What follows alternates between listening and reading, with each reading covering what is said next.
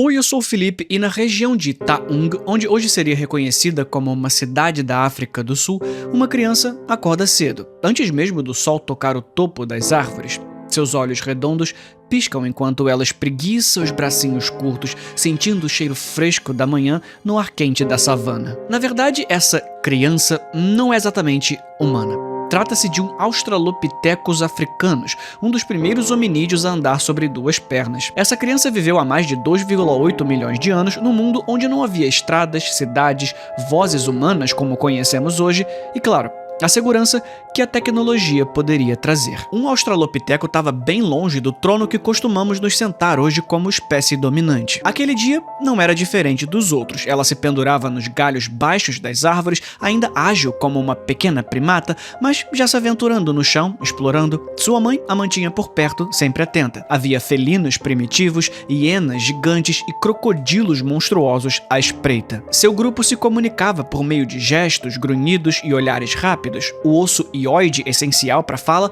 ainda não tinha se desenvolvido perfeitamente. Então, a criança entendia os sinais do perigo pelas vocalizações do grupo, que geralmente consistia de cerca de 20 membros, a sua definição de família. Mas naquele momento, enquanto brincava entre as sombras das árvores, nenhum deles percebeu que um par de olhos amarelos a vigiava do alto. A morte veio do céu, não da terra. Diferente do que ela temia, não foi um leão, uma cobra ou um leopardo que a encontrou primeiro, mas um gigante de asas, um pássaro tão grande e poderoso que poderia levantar um filhote de antílope do solo. Uma águia, talvez uma semelhante às águias coroadas que ainda caçam primatas na África de hoje. O mundo escureceu num instante. Ela mal teve tempo de entender o que estava acontecendo quando as garras afiadas se cravaram em seu pequeno crânio, perfurando suas órbitas oculares. A pressão esmagadora silenciou qualquer som antes que ela pudesse gritar.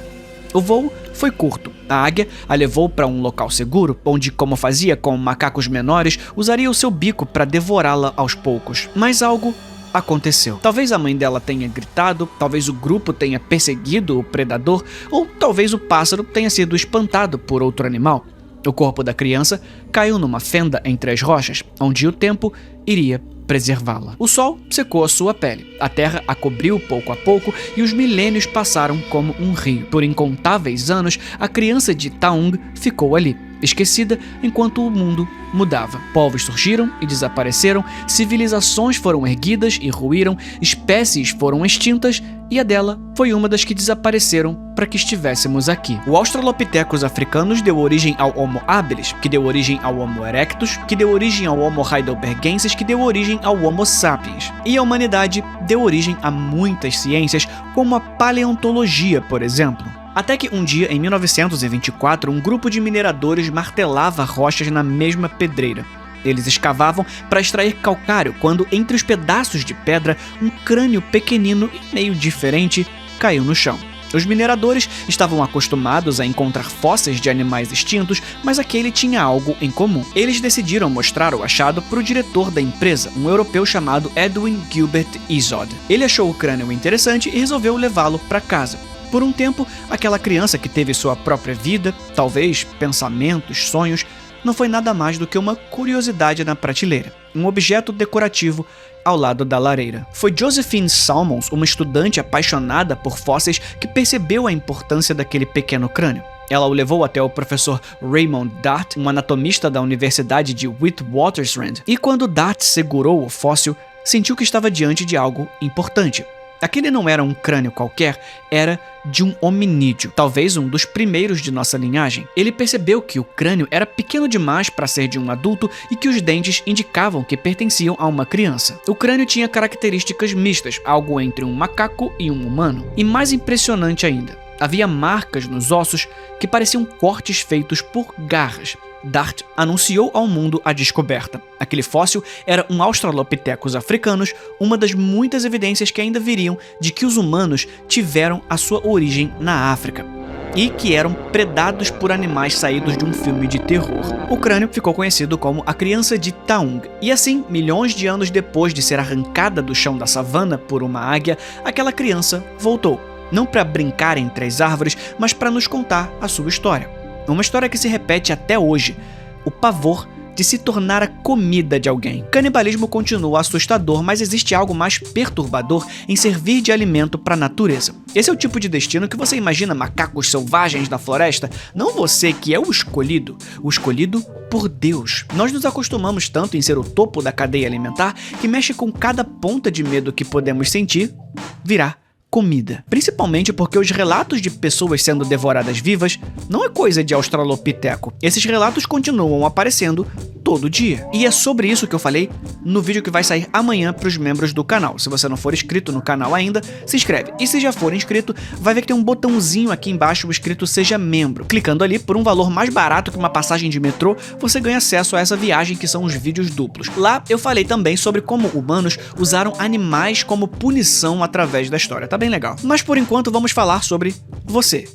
Sim, você. Imagina que, como a criança de Taund, você está caminhando pelo seu dia. Mas você não é um simples macaquinho assustado, pronto para virar comida de passarinho. Você é um Homo sapiens, com a sua força, sua inteligência, seus buracos negros e ciência e celular, que aliás você está usando para registrar essa sua visita à praia. De repente você pisa numa pedra e se corta. Um corte pequeno, quase não sai sangue. Você coloca um esparadrapo por cima e continua a sua vida. Parabéns, você acabou de assinar a sua sentença de morte. Porque nessa pedra tinha um dos piores inimigos humanos. Não um predador gigantesco e terrível, mas um inimigo pequenininho chamado bactéria. Provavelmente uma streptococo do grupo A, que vai te causar fasciite necrosante. A fasciite necrosante, conhecida como doença devoradora de carne, é uma infecção bacteriana rara e extremamente agressiva que destrói os tecidos moles do corpo numa velocidade impressionante. Mas eu tenho que admitir, eu trapaceei um pouco, porque o nome pode enganar. As bactérias não devoram a carne de verdade, como num filme de terror, mas liberam toxinas letais que destroem pele, músculos e tecido subcutâneo, levando à morte celular em questão de horas. Tá mais pra bactéria apodrecedora de carne, mas quem liga, né? O terror é o mesmo. Basicamente, essas toxinas geram uma resposta exagerada no seu sistema imunológico, o que faz com que ele jogue uma bomba nuclear para matar uma barata. O resultado é que a sua perna ou braço inteiro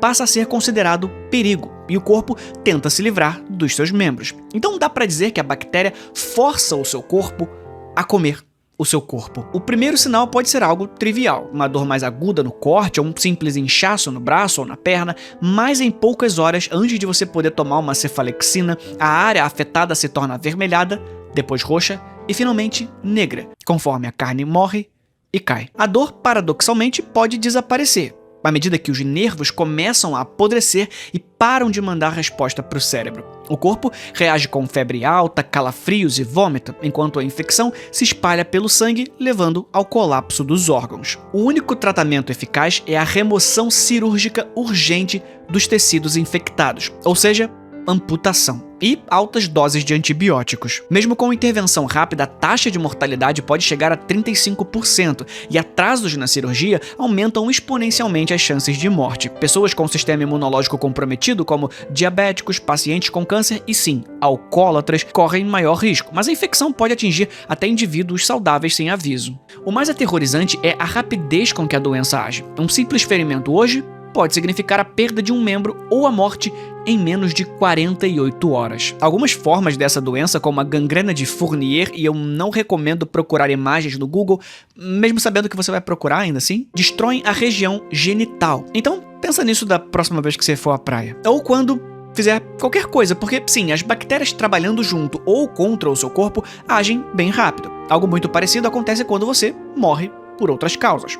Por qualquer causa, na verdade. O Homo sapiens, no seu trono de arrogância, tenta se desassociar da natureza, mas ainda é uma entidade biológica, como as outras, que morre igual e apodrece igual. A decomposição do corpo é essencial para a ciclagem de nutrientes no ecossistema e é dividido em várias etapas distintas, cada uma desempenhando um papel crucial na transformação da matéria orgânica de volta em substâncias inorgânicas. A primeira fase é autólise. Imediatamente após a morte, o coração para de bombear sangue e, por consequência, as células do corpo deixam de receber oxigênio, interrompendo a produção de energia necessária para manter as suas funções vitais. Sem essa energia, as membranas celulares tornam-se permeáveis, permitindo que enzimas digestivas presentes nos lisossomos escapem para o citoplasma. Essas enzimas começam a degradar os componentes internos das células, um processo conhecido como autólise, ou a autodigestão. Sim, quando te perguntarem o que existe após a morte, agora você pode responder: o meu estômago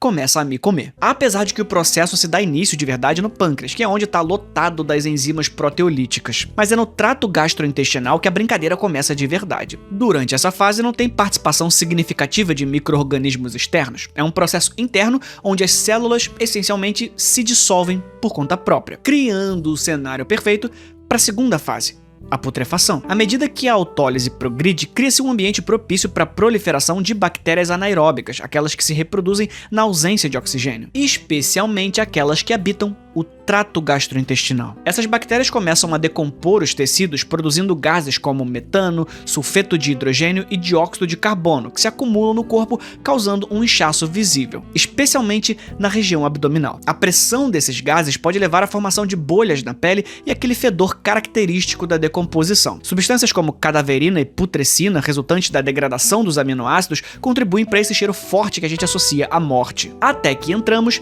na terceira fase, o colapso e a liquefação. Com o avanço da putrefação, os tecidos do corpo começam a se desintegrar de forma mais acelerada. O acúmulo contínuo de gases e líquidos resultantes da decomposição leva ao rompimento de estruturas internas e externas, fazendo com que fluidos ricos em nutrientes vazem para o ambiente ao redor. Esse suco de gente morta, que possui o nome perfeito para uma banda de death metal, necrochorume, cria um ambiente úmido e nutritivo suficiente para atrair uma variedade de organismos decompositores, incluindo insetos necrófagos, como moscas varejeiras, cujas larvas auxiliam na degradação dos tecidos moles. Um banquete e tanto. Além disso, fungos e bactérias do solo invadem o corpo, acelerando o processo de liquefação. O resultado é uma massa viscosa composta por tecidos liquefeitos, células mortas e micro-organismos em atividade. Até que não tenha mais nada mole e sobre apenas um esqueleto seco. É por isso que a quarta fase é chamada de esqueletização e secagem. Após a liquefação dos tecidos moles, restam principalmente os ossos, cartilagens